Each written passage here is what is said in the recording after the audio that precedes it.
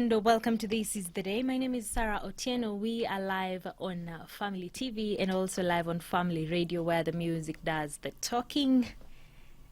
Happy International Day for Education. Well, probably you didn't even know that because it's not one of those days that are very much recognized in our country, but today is the International Day for Education. And that drives some of the things that have been trending throughout this week. Education matters, and that is what we are looking at today in our weekly review. And I have in studio Brenda Rajwai. How are you doing? I'm doing well, thank you. Good to have you here today. Good to see you again. All right. Yes. Karibu sana. She's a blogger and someone who's very interested with things that are trending. Yes. Well, Brenda, there was a story early this week about some children who are swimming to school. I don't know kama uliisikia. It was such a sad state. A very sad one. Sad state. Yeah, and it happened at Mumias. It was Mumias East in Kakamega County. Yes. And the name of the school is Petros. Yeah, they have to swim through River Lusumo. Do you know that story really caught my attention because young girls, young boys have to swim across a fat river, if for lack of a better word, a fat and wide river, just to get to school. It's something that really hurts you, especially considering Kenyans are so faithful in paying their taxes, and then the government is talking so big on education. Yes, we recognize their efforts, but then if such a thing is to happen, then what are the leaders around that area doing? Yeah. Because there's a case of, it's in the morning, the river is cold, you're swimming through the river, getting to school in wet clothes. I even wonder how they carry their books, because you see, these are things that are not waterproof. You know what they were doing is that they have to hold it extremely high so that maji isifikie, and that way, please remember that these kids are also swimming naked because they don't want to get to school in wet clothes. So they have to remove their clothes, swim through a river, a very cold river, and then get to the other side. Go back, pick their books, carry the young ones across, and that state is really sad, you know? It is. And it's so sad to see children who are so passionate about getting education, yet you're not doing enough to help them through. Because there are things that you usually anticipate. Like if the river, the footbridge that they were crossing got swept away, then that should be treated as an emergency, because at the end of the day, we still need to commute. And you realize that we are going to school. Are we going to miss school because a footbridge has not been repaired? Because it's going to be repaired 2 years from now? It doesn't. That should not be the case. And you know what? It's actually funny because this happened in December. And during this time, schools were closed. But then what really keeps me wondering is that this bridge, I'm very sure, served the whole community, not only the school-going children. Students. So what happens to the locals who also want to cross over maybe for other businesses and so on? But well, that aside, there is something that humored me and also annoyed me at the same time. The member of parliament for that area, who was nowhere to be seen. And then when the locals decide that we are going to make something, and then suddenly he appears, willing to help. And you wonder, we put you in office to do such things. Why is it that you're coming now? Because we can do it on our own. Okay. And I'm really glad that the members, the people in that area, got to a point where they're like, we can't really keep on waiting for the government. We need to take action.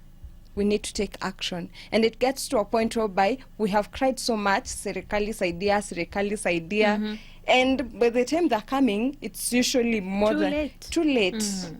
So many times they get that too late when they're not really necessarily needed, because we're the ones who are working, we're the ones who need it. We're the ones who need this footbridge.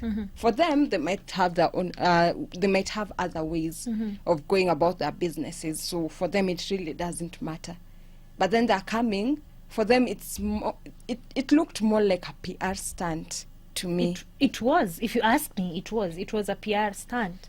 Because how come you just come at the last moment and you just want to lift the logs, you know, and it's sad. And It's sad. Like if there was a way in which we could impeach that MP, then that would you would be number one. I will be there. All right, but this problem happens to different schools in different parts of the country. Exactly. Just that they are not aired out. Yes. What do you think is the problem? The problem is most especially the government, most especially our leaders, because when it comes to the school's administration, their work is not to be concerned about the roads that the students are going to use to get to school. Their work is to ensure walimu wanafunza. Teachers are teaching the children their books and such kind of stuff. Now, if it gets to a point where they have to worry about how the children are going to get to school, then there's a problem somewhere. There's someone who's sleeping on their jobs. All right. You know what I would really want is for the Ministry of Education to actually pick this up, because that is infringement of the right of these children. Yes. Right? Okay. Yes. But there is something that was brought up, and the governors, the MPs, the MCAs of that area were summoned by the court to answer for a case. But again, someone would tell you that in our country, when the big politicians are summoned, it goes nowhere. It goes nowhere. The case usually hits the headlines for that week, and before we know it, we don't know what conclusion they came to, whatever judgment was made. It just disappears, and the case goes silent, and then you come and realize, actually, this person went scot-free. Nothing was done because they're in power and they have money. Do you think this one is going to work? This As is Brenda, a case. do you think this one is going to work? Is it going somewhere? Are they going to fight? As Brenda, I can try and have that hope, but much as I have that hope, it feels like the same trend. It's the same things happening over and over again. They try and show you they're trying to do something, while in real sense, there's really not much they're doing. It's just a matter of trying to stay clean. We want you to see we did something about it, but again, we don't really want to do anything about it. That's the kind of narrative they're trying to do. It's like someone beating around the bush, trying to just have that good image, have that good picture, while in real sense, there's still dirty laundry that needs to be taken care of. Do you think the problem is with the judicial system? Let me just ask you, because if we had a straight judicial system, then I'm sure that these people would be answerable. It's not that we won't be having so many pending cases in court. So is it the problem? I will say the problem is the judicial system. And in as much as the judicial system will say the problem is they don't have enough budget and stuff, it's not something that started when their budget was cut. It's something that has been trending. It's something that has been there since time immemorial, because someone somewhere does not want to do it the right way. But again, another problem will come in when someone has power and you don't have enough means to protect yourself. Okay. You will have to choose. It's my life. Or we'll have to do it their way. There's also that aspect. But then it will call us to get to a point whereby we are willing and ready to stand up for good. We are willing and ready to stand up for good. Because if we got to that point, then we will not have people dictating us indirectly. Because we will be at that place whereby we're willing to fight, we're willing to lose our life for us to see justice. Because we'll still be under, under the colonialists, if not for them that stood up and said, no, this is our land, we want freedom. And they fought. Not having it at the back of their minds that I might lose my life. No, they were willing to lose their lives to see a change. They were willing to lose their lives to see that we have freedom. And if we never get to that point whereby we are so selfless because we want to see the world become a better place, then we'll never get anywhere. Yeah. If selfishness is what is driving you. If selfishness is what is driving you, you will never take a teacher to court for having done wrong simply because you're okay. You know, the wrong has not been done on you. It's been done on someone else. So you put yourself on the side. Yeah. What we need to know is today it might be another person. Tomorrow it might be me. So if I am in a position to fight for another person who's not in a position to fight for themselves, then why shouldn't I take up that role of fighting for them? If I am in a position whereby I can speak for someone who can speak for themselves, then why should I not speak? Okay.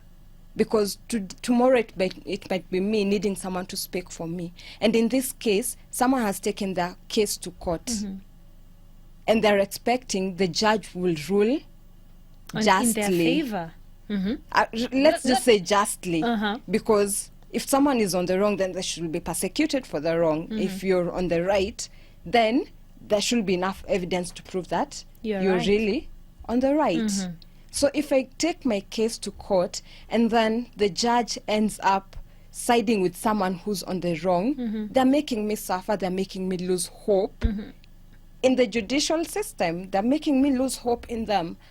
So at the end of the day, I either decide to rest with my problems or I decide to take matters into my own hands. And that's why I think you'll find so many cases of someone killing someone killing another, because they get to a point whereby they're thinking, I'll take this matter to court. It will not go anywhere. 10 years down the line, we'll still have the case ongoing. Yeah. Very sad. And justice delayed is more so justice denied. Yeah. But we're hopeful that this matter will actually reach where it's supposed to be, because those children need justice and some explanation needs to be done. Yes. Join the conversation and you can text us through the WhatsApp number 0786 316 316 and also through the SMS line 20316. Na Facebook na Twitter, you can get us at Family Radio 316. And let's keep talking. For now, I already see someone texting in through the WhatsApp platform. Hi Sarah, say hi to Brenda, and please, that issue ya watoto, it's high time the members of parliament and the MCAs and even the governor for Kakamega answer for their mistakes. I support that ruling if it will be against them. Let's just wait for the court to do to do a just ruling. Yes. All right. And talking of education, we must also say that something good has been done. Yeah. And I am talking about the 100% transition. Exactly. Simbaya peke yake. Yeah. So Mago has really done something. Yes. You know, it's the first time I heard of that story of how he's going door to door to make sure that every Form 1 student has reported to school. I was surprised. Like, it's actually the first time in history. It is. We have a CS door to door. Like, in all his power and all that, he's someone who's now not just there to take up the role and earn all the benefits of whatever the office comes with, but really see change in the education sector. Well, someone is saying, is he going the Matiang'i style? Well, do you think he's going the Matiang'i style? Like there and to do there and then, like, we must see something happen. I want this to happen, we push through with it. Like Matiang'i came, and all of a sudden some big schools that will see having 200 plus A's have only 5 A's. And it was questionable. Exactly. Yeah. And then now Magoha comes, and he's so passionate about seeing people study, young people study, and he's so up to it. I must ensure that you people study, and nothing is going to keep you from studying, not even money, not lack of school fees. Yeah. Because he goes ahead and tells the principals, you risk being jailed if you fail to admit a Form 1 student because they don't have fees. And you find that this was actually the major issue. Yeah. Someone has gone to school, they've studied, they've performed really well. And then by good luck, they're called to a national school. And there's so many things that the schools usually need a student to report with. And they look at it and they're the parents can't afford taking them to school. They look for all avenues to get sponsorships. You'll find some stories aired on television, others written on newspaper, and then at the end of the day, not all are lucky to get someone take them to school. So what happens? They decide to go stay back home. to primary school or stay home and look for a way in which they can earn a living other than going to school. So it's a plus. It's a plus. A very big one. A If you very ask me, big a very big plus. plus. Because at the end of the day, we just want education for all our children. Exactly. So there's a part there's a comment on the social media. Maybe you've come across it during this discussion, and someone was saying, "Atachoka tu." You know, he's doing it right now because all eyes are on him. Do you think that's true? Do you think atachoka? I think that is just someone trying to be a pessimist. pessimist, Because if you see someone doing good, what you should be doing is urging them to keep on keeping on. They're doing something good. Give them that support, be it emotional support, be it whatever support, even if it means financial support. Because there's a case whereby students must go to school. They must report for their Form 1. So if there's a way you can even sponsor 2 or 3 children, Do it. do it. Yeah. Support him in the cause. I mean, it's a good cause. It's helping all of us. So you shouldn't really be negative about it. To the point where Shasema atachoka tu. No, let's encourage him for the good work he's doing. So we should not be enemies of our own selves. Exactly. Okay. Yeah. So, and we have someone who is saying, I like the idea of Magoha. My name is Shiro. Shiro, asante sana for tuning in and joining the discussion. I like the idea of Magoha going door to door to make sure that there is 100% transition.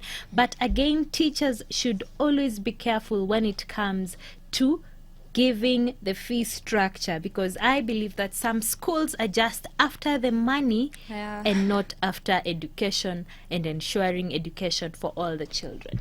It's so true. And sometimes they don't even include it in the fee structure. These are things they tell you on the side, because we all know tuition is illegal. So you get to a school and they tell you, you must be paying tuition and this is the amount per term. It's not in the fee structure, but it is more of an unspoken rule. And you risk being sent away because you've not paid that particular fee. Yeah. You find them asking for ridiculous things. Even school uniforms get to ridiculous prices. And you're asking yourself, And talking of that, do you know that there's so many cartels in that sector? yes, School uniforms and school books, and at least now for the books it's a bit easier because the government Is changed now- the yes. curriculum. But now for uniforms, so there was this piece that my producer was telling me about, and he said that the undergarment is Yes. sold at 1,000. I saw that on the newspapers and I was Oh my God. shocked. Why? That is something for And again, why wouldn't you just tell me the undergarments that I need to be within school, if it's white in color or if it should be black in color, and let me sort that out? Must I buy those ones in school? So let's do some rough math up, Brenda. Yes. 1 is 1,000. Yes. So let's say maybe the child needs a minimum of 5. 5. Okay. Yes. So that's 1,000 times 5.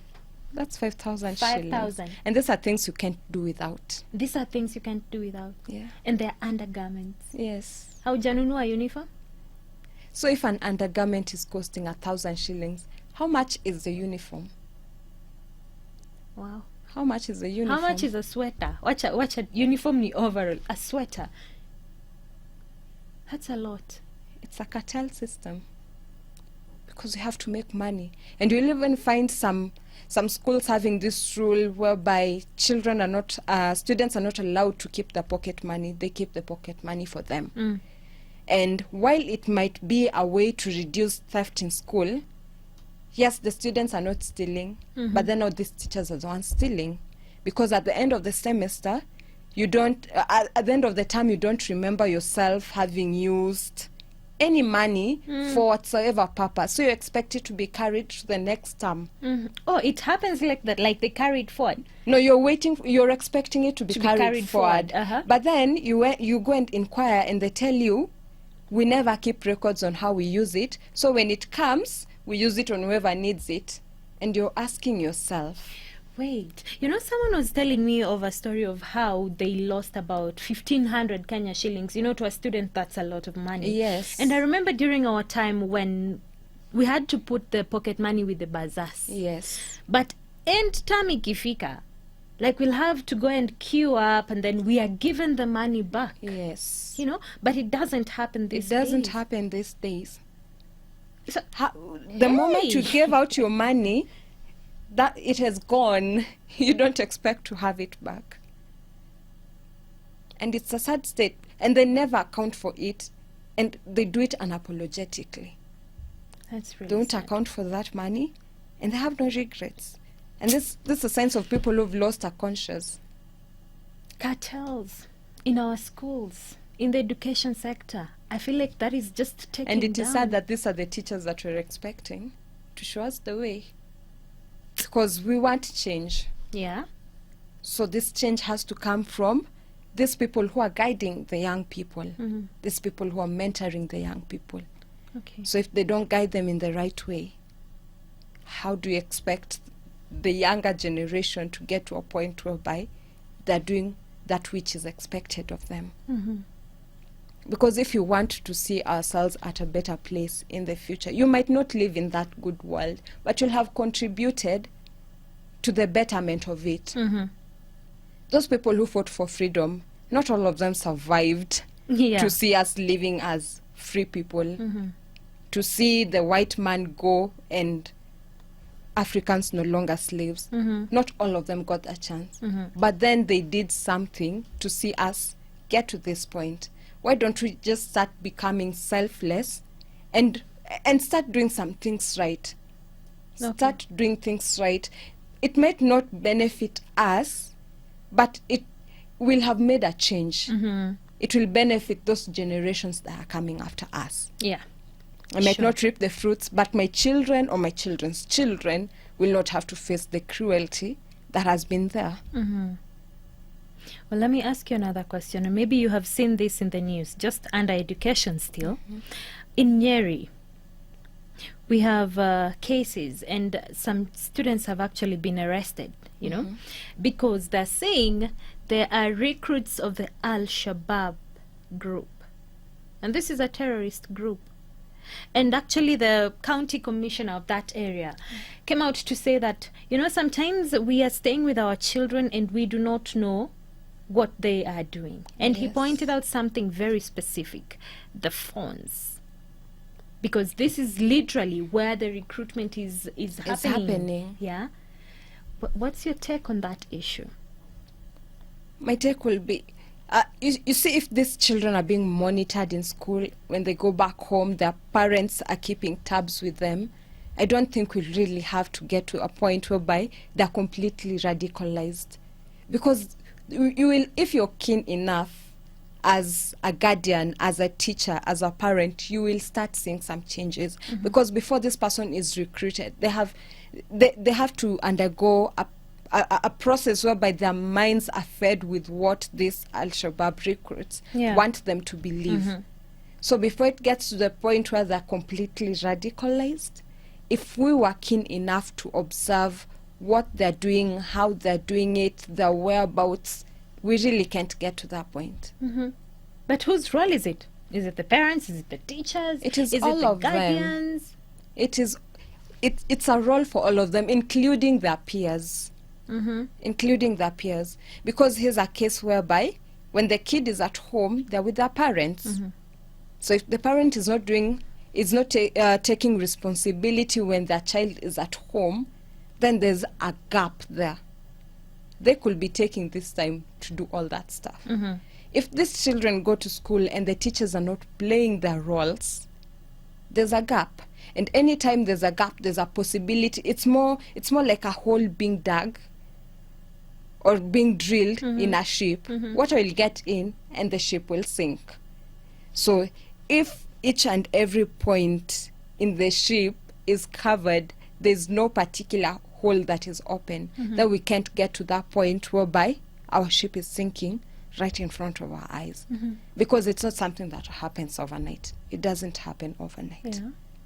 Do you think the issue could be with the phones? The issue could be with the phones, Because and the issue could also be Yeah. with the time they have after school. Okay. What Because do you mean? as a teacher, I have taken care of this kid during this period they were in school. By 5, they should be leaving school. So if I know my child is leaving school at 5 and I have a curfew for them, they need to be home by 6. If they're not home by 6, what have they been doing during this period? What have they been doing during this And period? it's the role of the parent and It's the the guardian. role of the parent or the guardian to ensure that they are at home by that time. And if they're not at home by that time, they need to give an account. If the teachers are with them and the teachers know that they're supposed to be leaving by 5 and a kid leaves at 4, they should get this kid to be accountable for what they've been doing between 4 and 5. Where were they? So it's everyone's roles. They're telling their peers, their friends know. If I am being a good friend and I realize my friend is getting into something that is not good for them, if I can't take it into my hands to talk to them because I might not have that capability, I know they have parents. I know there are teachers that can be trusted. Why don't I report the case to the teacher or the guidance and counseling teacher, or let the parents know so that the parents can follow up or the teachers can follow up? That way I'll be a good friend. I might not be seen as a good friend by then. Yeah. I might look like You a look snitch. like a snitch. Yeah, but at the end of the day, I have helped save someone. Okay. So if you get to a point whereby we are selfless, and I think I'll keep repeating this selflessness Being over and selfless. again, Yeah. to a point whereby you don't really care what people call you. What you care about is seeing someone become a better them, someone not getting into a ditch that they could have avoided. Then we can really get somewhere. Your story ya simu, and I feel like you're not commenting on it. Your story Your has story ya simu. Your story ya simu. the phones could be away because you see, before they realize that there is a group that I can join and get money or get fame or whatever, they might have gotten a message on their phone. So, am I right to say that sometimes it's just okay and better to Take withdraw the phone phones away from the children, especially during school time? I don't know. That's my take. What's Yeah. yours? I will agree with that and disagree with it at the same time, because I'd agree with it if you're not monitoring what your child is doing with their phone, and I will disagree with it if you're monitoring what your child is doing with the phone, because in our current in this current age, what happens is that those times when the child just needs to have the phone. Again with Take the- in case you've gone somewhere and the child is left alone in the house. You might need to communicate. So how do you communicate to this child? Because we no longer live in such days whereby you could tell your neighbor, go and do this and this. Or when my child comes from school, tell them I had to rush somewhere. We don't live in those days. We live in days where, Technology, really. yeah, we live in days whereby you don't even know your neighbor. You only know the landlord or the caretaker. And it's okay, which is a sad state. So if you can go back to the golden days where we were all friends, as we a had that, community. yes, we had that Oh. neighborliness, Uh-huh. then we don't need phones. I miss But in those the- times. You know, that you could be beaten with your neighbor and your Yeah. mom will... Exactly. Ulikuwa unachapiwa kwa nini, and then she adds on. And she adds on Yeah. top of it. I really miss those times.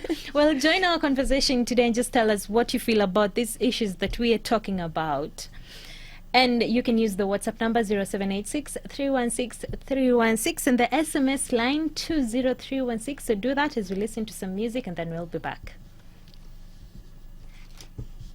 When I am with you, I am safe. That song is by Citizen Way. We are live on Family TV and also live on Family Radio, where the music does the talking. We are having our weekly review today, and we're talking about some of the issues that have made headline throughout the week. And in studio, I have Brenda Rajwai, a blogger, and hey, we're just having this good discussion here that is eye-opening and, of course, helping me think otherwise and having a lot of questions, Brenda. Well, let me ask, have you read the BBI report? Yes, I have. Okay, well, it took me about 2 weeks to read it, but I have read it. Well, We went to the streets and asked you if you have read the BBI report. So some of the responses were a bit shocking, but yeah, let's listen to what you had to say. Sisi wana Kenya tunjasoma BBI tujue ni nini imeandikwa hapo ndani. Hatujui kama ni kujifunga ama ni kujifungua. Hatujui kama ni kutesa nchi yetu. Hatuwezi kusema ati hiyo kitu iko sawa kwa sababu tunasikia wakati wanaenda ni siasa tu, lakini tuoni. Tunasikia mambo ya siasa lakini hatuoni mambo ya BBI. I think president inafaa kuwa in one way or another kama king. Akisema hiyo imekuwa law na imepitishwa hivyo hivyo, inaweza kuwa poa sana. And at least watu wafanya kazi wakiwa very prepared, wakijua nikikata kufanya poa anaweza get fired anytime. Hata hapa Nairobi wengi wanaona kwa TV, wanasikia kwa magazeti, lakini hakuna ukiuliza wenye wako na vitabu hawana. Hapana. Na hiyo hata vipengele vingine wanaanza kusema waweke kipengele katika parliament ya kufuta rais. Rais aweze kufuta vice president. Hiyo sasa hatujaelewa, ni sote Mkenya hajaelewa BBI ni nini. Unapata deputy president huwa na support president. So in a twinkling of an eye, hiyo support amempa. Unapata anaweza kuachiliwa after 6 months, which does not add value. Wacha ibaki vile iko. This BBI, I think it's political because in most cases haijatujali sisi wa Kenya, the citizens. So unapata it is politicized. Wakienda kwa rallies wanaenda wanaongea mambo zao. Utaona mwananchi anapewa nafasi ya kuongea. So unapata wao ndo tu wanaongea. They are not giving us time to express ourselves and to give the views. Na prefer tusome BBI kwanza ndio tuende kwa maneno ya rallies. Kiangalia ile ilikuwa Buhungu Stadium na ile ilikuwa Kisii, hatukuona wakielaborate kile kiko ndani ya BBI. Hiyo iko dangerous. Kusema ukweli, hii maneno ya BBI haijulikani. Ni watu wachache sana wameipitia ama wameiona. Sisi tunaisikia tu kwa TV na hakuna mtu anaielewa. Well, clearly, a lot of people have not read the BBI report. And you included maybe, and you're listening or watching me right now and you're feeling, where enyewe hapo I have a point. Well, I do have a point. Have you read the BBI report? It is a report that is supposed to make the life of Kenyans better. And if we cannot read it, then I don't really understand what we want moving forward. Well, Brenda, there is an issue that has been raised by almost all the people we talked to, and they pointed out that they have not read the BBI report. Why do you think that is the case? I believe Kenyans got to a point whereby they started feeling hopeless because there's so many commissions which have been formed to do such reforms, and it gets they usually come up with a report and no execution is done, no changes are made. So it gets to a point where you're tired of this talk, you're tired of these people that are just going to sit in meetings doing the same thing over and over again, and at the end of the day we're not seeing any action. So because we're taking, even in case, the TJRC, they've also done something that is quite similar. Our problems as Kenyans are the same. So if we're getting to a point whereby they know our problems, but what they keep on telling us is there's this thing that we're doing and it's supposed to bring change. It's supposed to bring, it's supposed to bring transformation. It's supposed to make your life better. But then you realize it's the same old narrative. Okay. Which is sad. So someone was texting in when I raised this issue on radio an hour later, and I asked them if they have read the BBI. You know what they said? Inexpensive. I don't have bundles to go online and read the report. So what they rather do, print it out in the newspapers. I'll buy the newspaper at 60 shillings and then I will have access to the BBI report. Do you think that can be a way to at least make sure that some Kenyans and most Kenyans get have to gotten read it? To read the report? That could be a way. But then again, the BBI it's such a it's really a report that can be tedious to read. And you realize not everyone has that reading culture. Rather, some might be having the reading culture, but they just don't have interest because of the hopelessness that is there. But then again, there's this other common mwananchi who make up such a huge percentage of us Kenyans who will read the report but will not understand anything there. They need someone to come Okay. and break it down for them. So there's the part of reading, Yes. and there's the part of understanding. Exactly. Okay. And when talking of understanding, do you know that is the reason as to why we have these rallies, the BBI rallies across the country? Yes, but then you realize the rallies are there, but what is really being discussed there? It's politics. They get there with the aim to make the common mwananchi understand what really the BBI is about. But when they get there, they start doing politics. They start speaking against so and so, trying to make themselves look good. Then you find some other people coming to create chaos in the rallies. So at the end of the day, it's just them eating up the taxpayers' money, which is another Wow. sad state. You've said that, and there were issues that were raised some time back about how they would set aside 5 million for people to just go and discuss with the common mwananchi. And funny enough, this will just end up being a 2022 campaign meeting, Yeah. you know, and not about the BBI. But we would also say that, or rather, this is my opinion. I don't know what you feel about it. But I feel like if the BBI is correctly implemented, then Yes. it is for the good of the people. Do you share the same sentiments? Am I you're completely against me? No, I'm not completely against you because the BBI could work for and against Kenyans at the same time. So there are definitely some amends that need to be made. But the problem is these Kenyans that we want to approve, rather put a stamp on BBI report to pass through and start going through the implementation process. They do not understand what is inside there. Okay. They do not. And because it has been politicized, what the common mwananchi knows is BBI is about the push and pull that is there between Uhuru and Ruto. Because Wow. that is why some MPs will get to the extent whereby they want the president to have the powers to fire his or her deputy when they get to a point where they feel they cannot work with the deputy. Okay. And I like that you have raised that point because it's a proposition by some of the members of parliament. Yes. And they're saying because there's going to be a constitutional change, Yes. then the president should be allowed to fire the deputy. And let's take, for instance, what is happening in our country right now. I Yes. feel it's so evident that our president is not in terms with his deputy.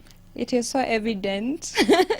It's not even something that can be hidden, in as much as I was listening to the DP's interview yesterday on NTV, and it's an issue that he was really trying to avoid, in as much as the moderator, Ken, was trying to bring it in. He was going around the bush, round and round the bush, but not really hitting the nail on the head. But then he fails to realize that whatever happens is still being put out there on the media, and these are things we can see. Yeah. Because if it gets to a point where your boss is speaking against you in public, then there are questions that need to be raised. It's a matter of a wife and a husband, and then your husband starts Talking ill about you in public. You know, that those times we can be at loggerheads, that those times we might not agree, that those times we might have our own quarrels, our own scuffles, but we settle it inside. It never gets to a point whereby we have to go out. When it gets to that point, you have to go outside. Yeah. Things have gotten tough. Okay. And there's a point he raised that maybe some leaders, and in this case I'm thinking it's the opposition leader Raila Odinga, Yes. and the group and the politicians behind him. Yes. They took advantage of the handshake. Is it true? Wacha tu tuende political. Kidogo tu. Is it true that these people are taking advantage of the loggerheads between the president and the deputy and the handshake now to make room for themselves, and especially now talk about the 2022 politics? You know how politics has been in Kenya is the fact that we have those who are in government and then there's an opposition. But then things had to come and change when it got to a point whereby the the people in the opposition were fighting with the government and people were dying. Property was being destroyed. Business was getting worse. Okay. So these two leaders get to a point where they feel like Kenyans are fighting and killing themselves, destroying our land as Kenyans because of the two of us. Maybe if they see us together and in peace, then all this will stop. And you realize that when the handshake happened, that tension that was there also stopped. It cooled down. It cooled down. And right now, that tension is no longer there. And that is what we wanted our leaders to do. That is what good leaders are called to do. It's not about us. It's not about power. It's not about my position. It's about the people who've put me here. So now if someone says that that handshake is the reason as to why all this is happening, if when they start saying that they're taking advantage, are they taking advantage to get Kenya to a better place or to destroy Kenya? What's your answer on that question? What do you think? Because personally I'd say they want Kenya to be a better country, because that is why it started with the handshake. Otherwise, we'll have continued fighting. And if they get to a point whereby they've had that handshake and they feel that now that the war has stopped, how can we make Kenya a better country? Okay. And this is something we should support. And you realize there's no place that it has got, we've not gotten to a place whereby we've seen this handshake supporting corruption. Is it? I have not seen us get to that place. What I've seen is people getting fired and hired every like you're always scared. You wake up tomorrow and this institution has a new CS. They have a new PS. Like change is happening. There is no room for laziness, no room for corruption. And this is the kind of Kenya that we want. So if you're not going to support anything that is happening for the good of our country, then we are not really for our country. We are in there for the politics. All right. John has texted me and said, "Hi Sarah, I love the discussion. Well, hii maneno ya BBI, I would really support that electrical gazette and make it as simple as possible for me to understand." Yes. So really, gazette. I think making it open, making to the it public, open to the public, or even doing pamphlets that will go around, doing just, you know, we normally have these pullouts. So if you can have a pullout that has broken the BBI down, more like something that anyone can understand, including that primary school child, because they also want to know what's going on with our country. Okay. Because see, they're being taught about the history of this country. So where are we at now as a country? All right. Now, we have Lynette. Now you had made me not to go and read the BBI. Like one of the listeners said, let us just get a summary that focuses on the Kenyans, not politicians. Again, in support of just getting a summary. Yes. Because I feel that is where the problem is. That is why a lot of people... It's really, someone will feel a it's big too word. bulky, Yes, then it they're is. reading things that they do not understand. If you've ever, like when they wanted to pass the Constitution of Kenya 2020, Yeah. you no 2010 rather 2020 2010 you realize that the language that is there, not everyone will understand, Yeah, that's including those people who've gone through campus, because they're just reading law after law. And you know, there's this kind of language that lawyers have, that there's a way in which they speak that for you to get something, you're just asking yourself, what are they really trying to say here? Yeah. It might be something that could have been put in simple English, but because it's law, it has to be put in a certain way. You're asking yourself, so who is supposed to understand this? Because even if people love reading, they love reading interesting things. And if you're reading something that you do not understand, And does not concern you. it might even be concerning you. Like right now, BBI is concerning us. but we The don't Constitution of understand. Kenya it concerns us, but we do not understand when we read. So if you can have someone do a summary, so that even that cleaner, that class 8 dropout, who is now a citizen of Kenya, can understand. If you're not doing that, then we are not really helping our citizens. Okay. We're not really helping them. And what about the issue of the BBI rallies, what do you think, in your proposition, would be the best way to go about it? I really don't think rallies will be the best way to go about this, because you want people to learn something. And it's so evident, even in our schools, in our public schools, we are trying to ensure that classes are not overcrowded. Yeah. They don't have too many people. Why? So that a teacher can have a one-on-one with this person. So if you really want Kenyans to get whatever it is in the BBI, if you're really, really concerned, get them in groups, assign people in communities to do that work in groups. There's an area chief. He or she knows the people around his area. So if I can assign someone to go to this home today and this home tomorrow, to make the people in that house understand what the BBI is about, without taking any sides and without politicizing it, then that way I can help Kenyans to get to know what really is the BBI about. If we want to make constitutional amendments, what really is this new constitution proposing?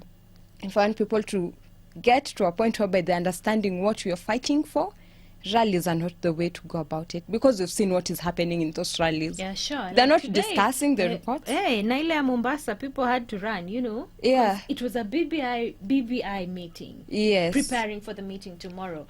But again, it turned out to be a political meeting and people were injured. Yes. And that is really sad. And that is what has been happening. And it's not going to change. Yeah. But then they're Sadly. still going to use money for these rallies, the taxpayers' money. And it's not like we are done with all the problems in Kenya that we have that money to spare. So if we want to effect change, we really need to look at ways in which to best approach them. And that is going really down to the lowest Really level. going down to the lowest level, meeting that person. If it means ensuring that some officers get to a particular school on a particular day, have these kids grouped in classes or something of the sort, and making them understand what the BBI is about, we will be more effective in that manner. Wow.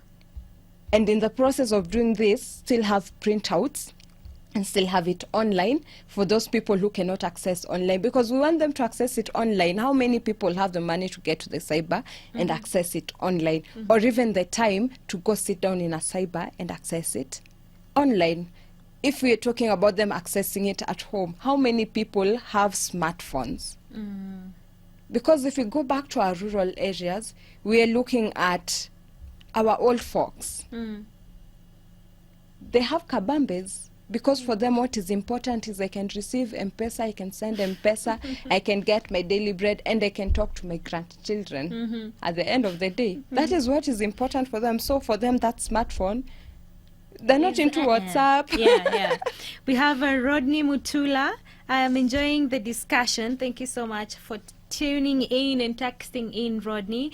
We also have someone here to say hi to Brenda. She's Hi. really making a lot of sense and she looks young. Oh, wow. Thank you so much for that. You made Brenda laugh a lot. Are you young, Brenda? I am young. I look young. I am young. Well, thank you for tuning in. And I also have Sheila. Sheila is saying, hi, thank you for that discussion. Really opened my eyes. I am in support of the fact that they should summarize the BBI and make it available for us.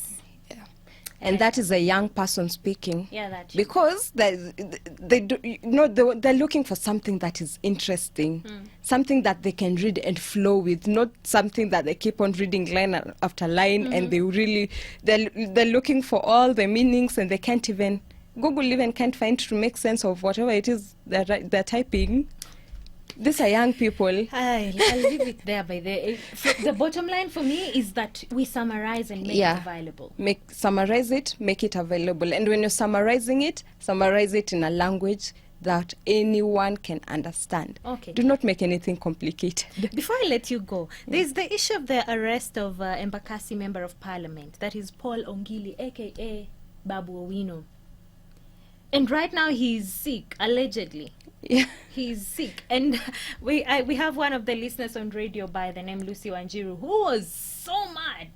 And I'd she also was, be mad. she was saying that every time a member of parliament is arrested, they become sick. Actually, all politicians, these big people, they get arrested, they become sick because they know they'll go get all the comfort in the hospital as we wait for their case to be dragged. And by the time they're leaving the hospital, that case is no more. The narrative is the same, sadly.